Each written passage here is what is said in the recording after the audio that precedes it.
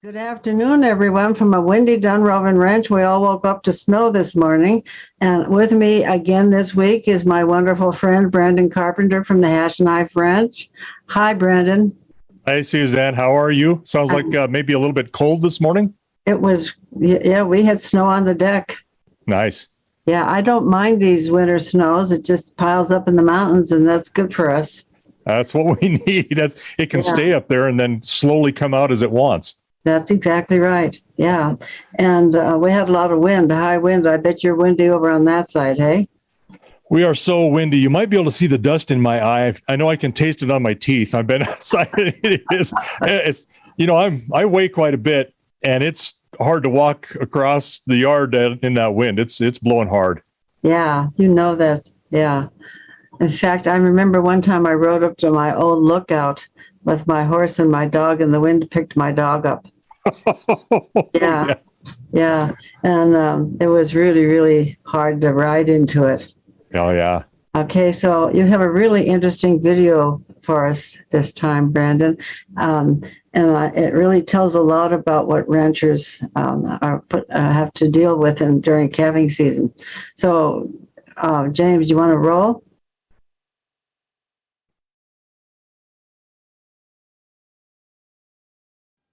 Hello from the Hash Knife. What you're looking at here is mass confusion on the part of a cow and a calf, and a cow that's not confused.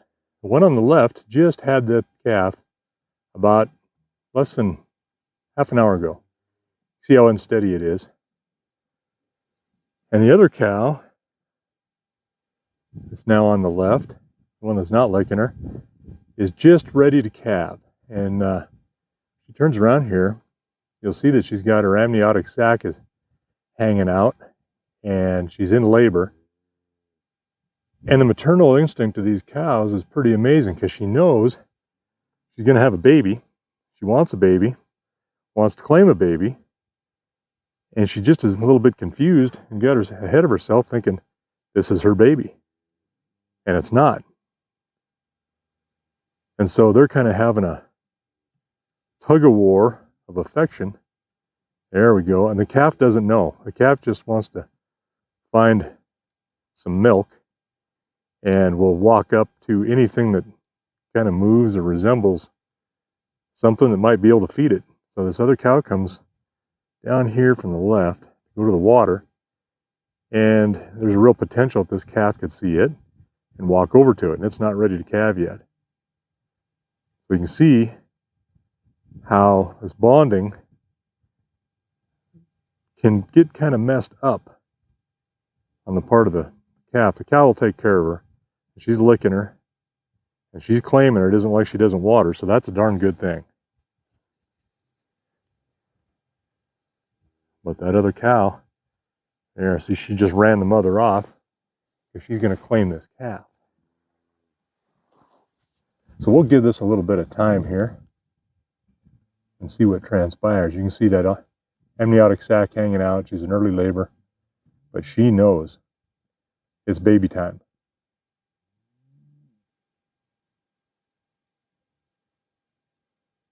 She's even trying to lick its navel to clean it up. And as long as this calf's not in danger, then I'm going to just leave it alone.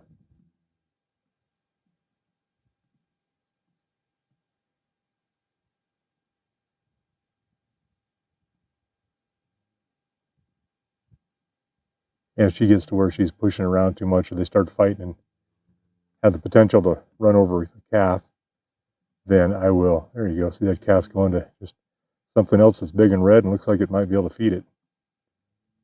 And then that cow kicks it off. Real nice. That cow's not confused. She's not in labor. She knows that's not her calf, doesn't want a calf. Give this a few days when she starts having labor pains, and that will all change, hopefully.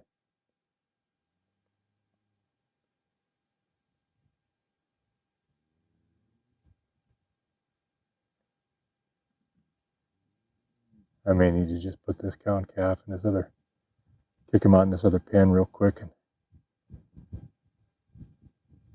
keep them from getting hurt. But I want everybody to see that maternal instinct of these cows, and it takes over, and they're just wanting to have a baby. And this is a good thing. This is why these heifers wait a year to calve with them than at a 3-year-old than a 2-year-old. Really helps that maternal instinct. They really want these kids. I think I might intervene here. So I've got the cow and calf separated from this cow that's trying to calve. This cow all of a sudden sees a baby over there. There we go. So she'll maybe come back and retrieve this calf. This cow can't get to her. Ma! Ma! Help her out a little bit. There you go. She's calling it. This calf is tired. Being born and being pushed around is hard work.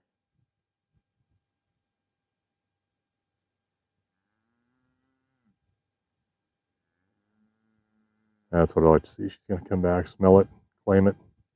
That's hers. This one thinks she's going to try to take it. Again, that maternal instinct is strong. She is not happy. Got a little bit of a mat on here, and she'll exercise it as much as she can, but she can't get through that gate. So what I'm going to watch for then, while we're here, she's almost acting like she's going to lay down. Start some nesting it. Maybe paw in the dirt, finding a spot to lay down. Is the first thing I want to see when those feet emerge is which way they're turned. I'd like to see front feet coming out and pointed as if they were going to stand up on the ground. The soles on the bottom side, the tops of the hoof and the pastern above or on the top, and then the head will come out above that. But if those feet are upside down, then we could have a backwards calf. So I'm always concerned about that, especially on these heifers. I want to watch them, see how they progress, and that if I need to intervene or not. And I think there's a lot of cows that are still having calves that are backwards, and we don't know it. It's just that they are able to go ahead and have them, and it's not an issue. But those are also a lot of times older cows that have had calves, and they kind of know what's going on. These are all heifers, and they're pretty naive to the whole process. Well, I brought this little heifer up here into the upper corral, kind of penned by herself, and you can just start to see feet emerge. And this is the worry I always have, is which direction are those feet turned? So I'm just starting to see tips. Those white little slippers they got have cartilage on them, and you want those to be pointed down. It's a really good indication that calf is coming out head first. And that's what we're after. So we'll just give her a little bit of time here and try to be quiet. Here looks like some contractions. Maybe I'll lay down. There we go. Oh, yeah.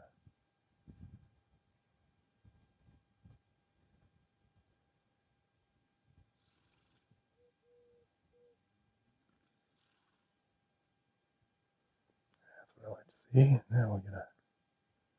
Oh yeah.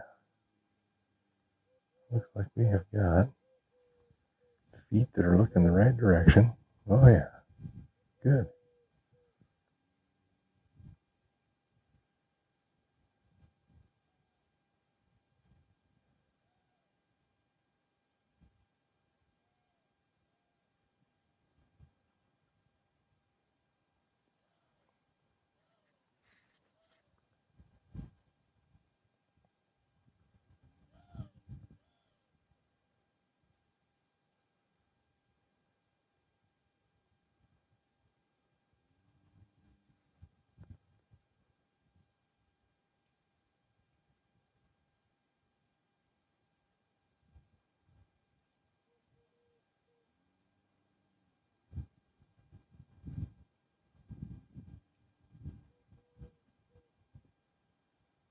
Yeah, she's panting pretty good.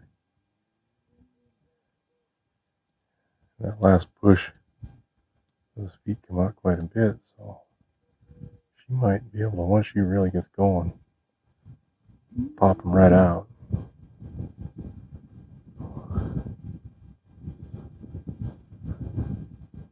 Let's hope that's the way it goes.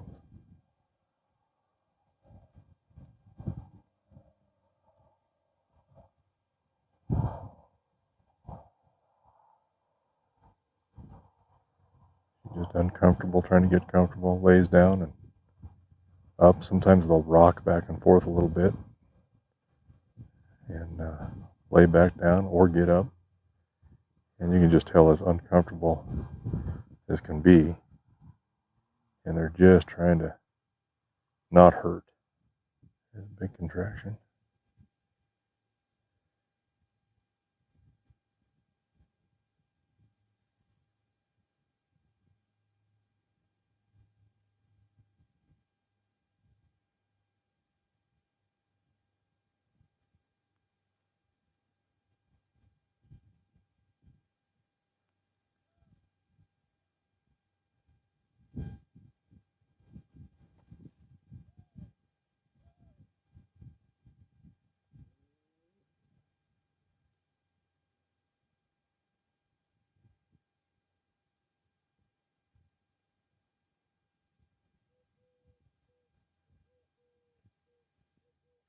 She's progressing very, very slowly. The sun's starting to go down, so she just is not quite going as quick as I expected. I want to give her a little bit more time. We may lose some daylight here, but I can always take her in the barn, and if I have to pull this calf, then we will do that. But I really would like her to have this on her own. It's always a better outcome, seems to be.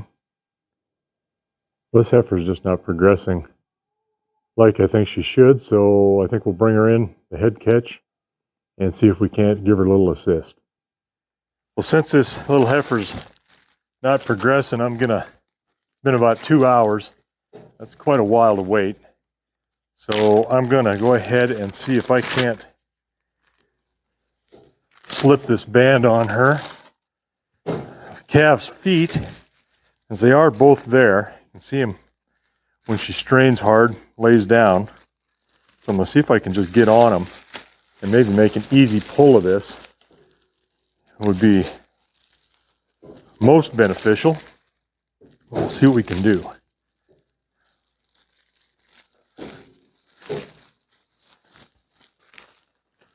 And we just put some OB sleeves on here. There we go. Hey, baby. See a foot. You see a foot? Yeah.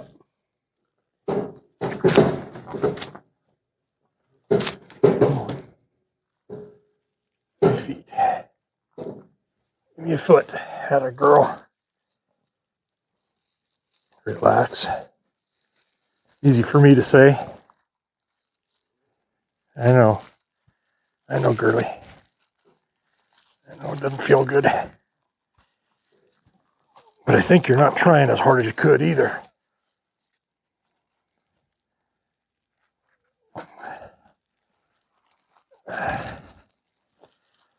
Got to get this back over the dew claw on this foot. I like to grab both of them, but I think I'm doing pretty good. There we go. Pretty good where I'm at. Okay. Come on, baby. Strain a little bit. There we go. Get this other foot out. That one. He wants to come back in. Come on, kid. There we go.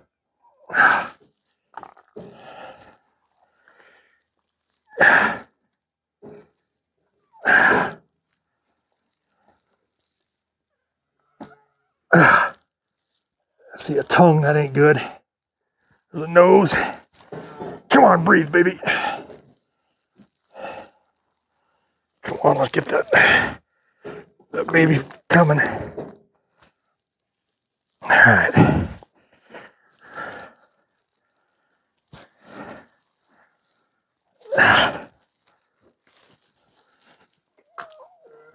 There we go. Come on. All right. I'm going to hook her up.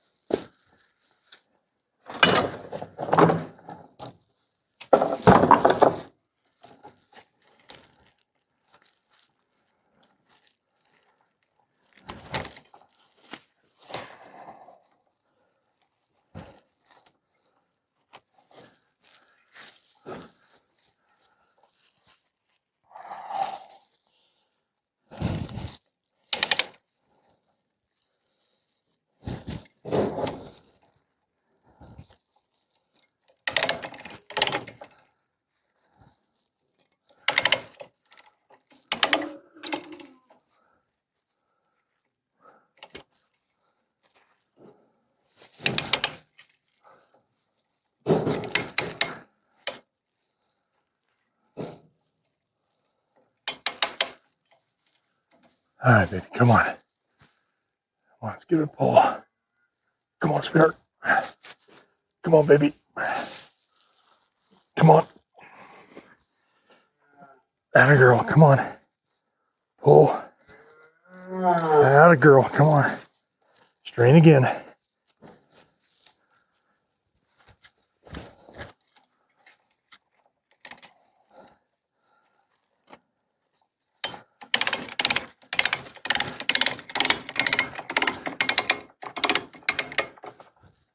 Stay up, come on. Come on. That's right. You can push. Easy. Easy. Push. Atta girl, come on.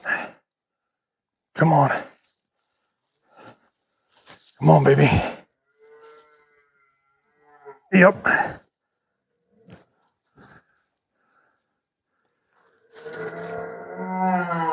Atta girl. Push. Push hard.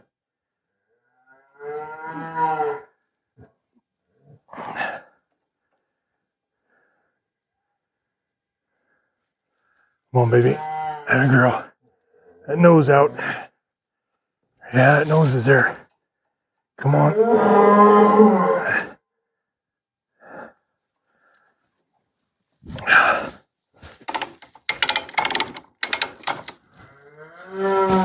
Atta girl, come on. Good push.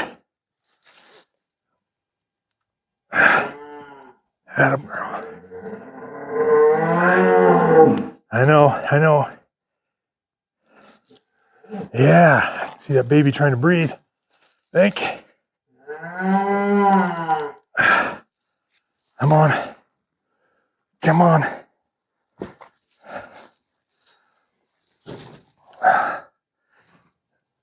Atta girl, come on. Atta girl, push.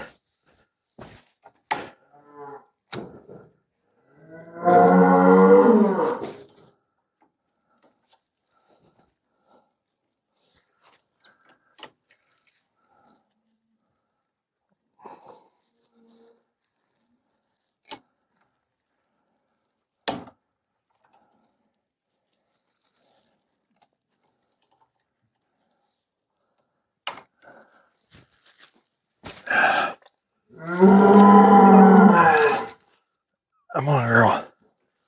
Come on, baby. Come on, atta girl. No, don't. Push. Come on, push, girl. Atta girl, come on. Atta girl. Couple more, come on. There you go. Atta baby. That's a girl. Come on, kid.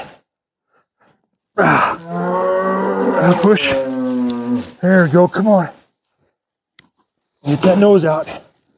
Come on. Come on. Get you some breathing. Come on, little one. Come on.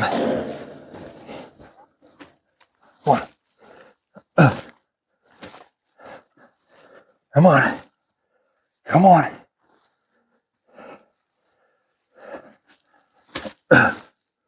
Come on. There we go. There we go. Come on, breathe out. There you go. Come on. Come on, blink an eye. Yeah. Blink of an eye. All right. You sit you right here, little guy. Nice little bull calf. Come on. There we go. Set yourself up. Set yourself up. Breathing? Yeah, you are. There's some breathing going on. All right.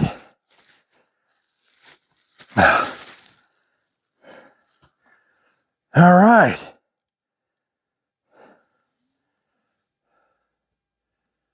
Yeah, being born is hard stuff. It is hard stuff. All right, I'm gonna turn your mama loose. Atta girl. There you go. There you go.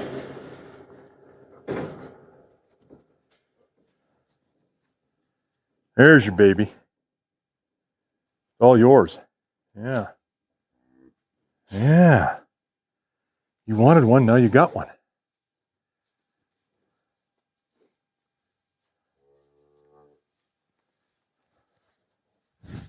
They're cleaning him up.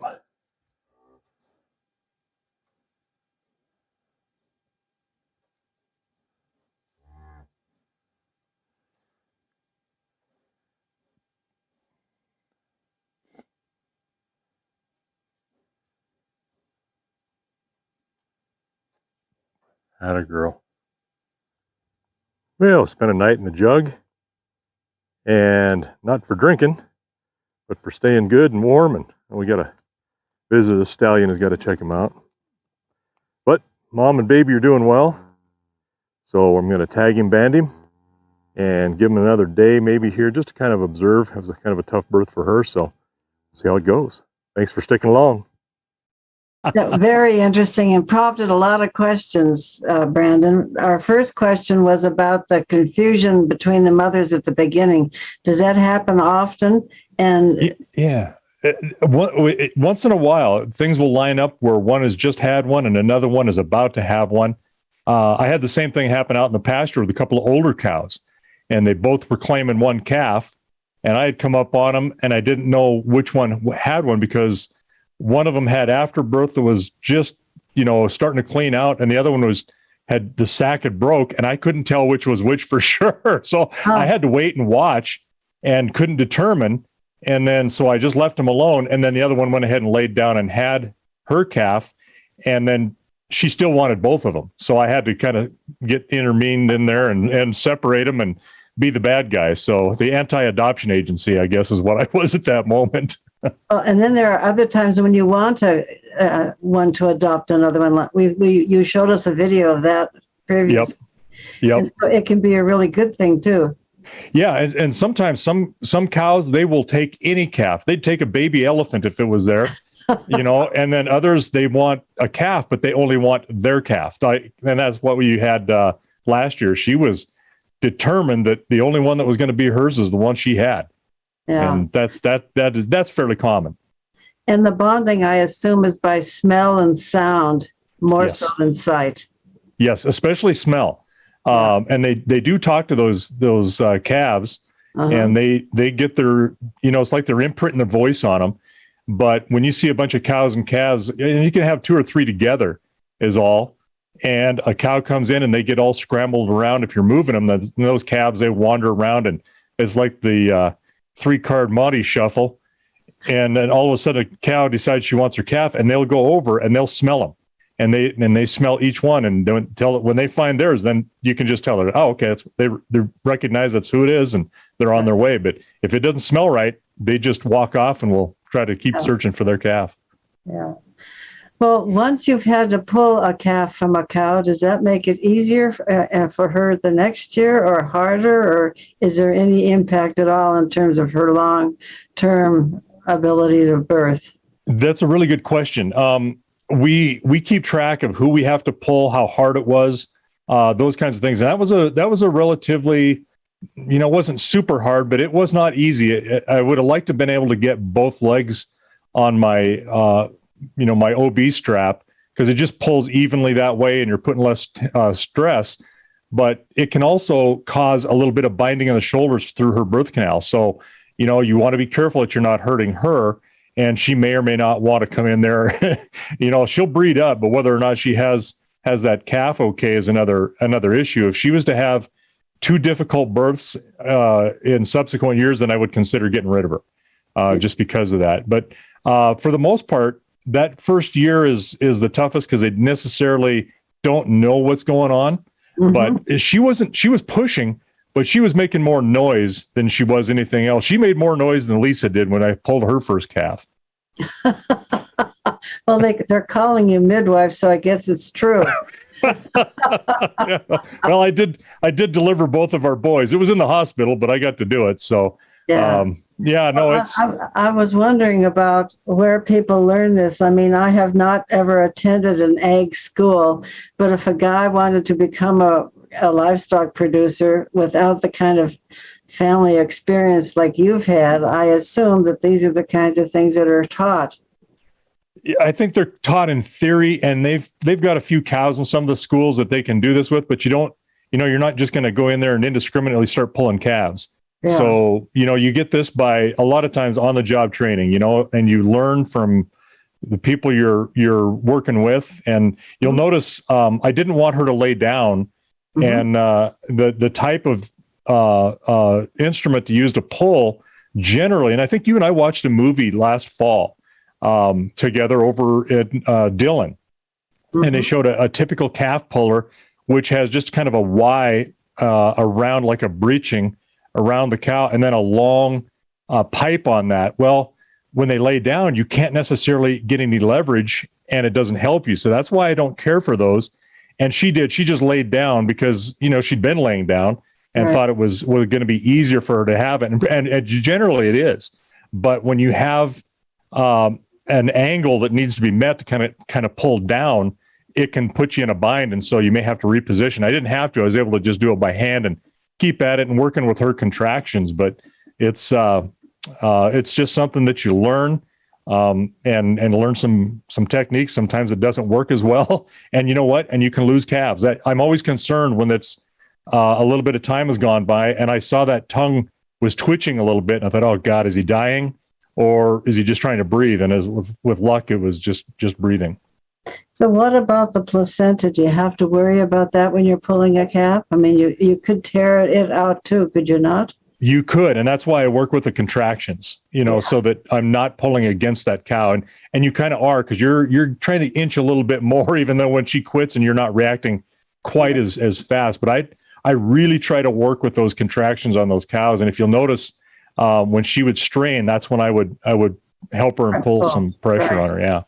And I did notice that you were changing the angle of the pull at various times. Yes, yeah. And I'll tell you, my son Braden is really good at this. He just intuitively, he's you've seen him. He's a big tough kid, but he is like a big baby around these cows when they're having calves. He is so gentle with them. So, Brandon, what percent of your herd is heifers? I mean, how often in a season do you have to do this? We don't have a lot of replacement heifers, and I'm not going to keep any this year because of just where we're at in trying to maintain the herd that we got and hopefully not lose any more with drought and markets. But I've got about 10% of the herd, or is 10 to 15% are replacement. And, that's the only calf I've had to pull this year. Generally, we generally don't pull a lot. And partially because of, we let them mature that extra year. And I think she just wasn't trying as hard as she could have. She was just making a lot of noise, but she really wasn't pushing hard. And you've selected this breed, have you not, in part because they are good birthers? I mean, aren't some breeds notoriously bad? Some are better than others. Some are better at the maternal instinct. And yeah, we have these because they're a good beef cattle. They're a Bos Taurus type. They're not a southern breed like the Bos Indicus. They're not lean and thin. They're a beef cow. And so it also depends on what bulls you put against them. I could put a very large birth weight bull that is predicted to sire large calves, and you could get a 95-pound calf out of a heifer. You're probably going to be pulling most of them, and you may do damage to the animal. So you want to select your bulls as well, and that's why we talked about EPDs in the past. Yeah. That's why you're looking for that. Right. I'm not worried about the older cows. I can put larger birth weight bulls on them, but certainly not these heifers. You really want to try to make this as easy a process as possible early on. So where are you now in the calving season? Are you mostly completed?